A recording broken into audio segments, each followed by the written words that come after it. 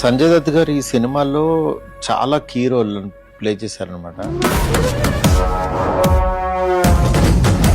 ఈ రోల్లో ఆయన ఫ్లాష్ బ్యాక్లో ఒకలా కనిపిస్తారు,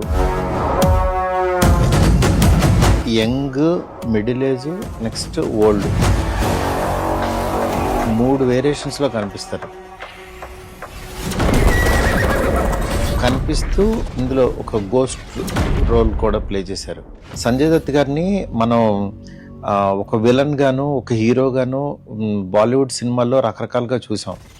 కానీ మన తెలుగు ఆడియన్స్కి కానీ పాన్ ఇండియాకి కానీ ఈ కైండ్ ఆఫ్ రోల్లో ఇంతవరకు చూడలేదు.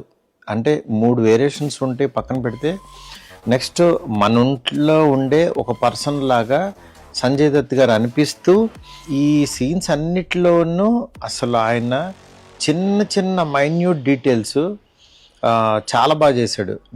నిజంగా సంజయ్ దత్ గారు లాంటి ఒక లెజెండ్ యాక్టర్తో వర్క్ చేయడం నా అదృష్టం. మా సినిమాకి ఒక పెద్ద అసెట్ అంటే ప్రభాస్ గారి తర్వాత సంజయ్ దత్ గారే.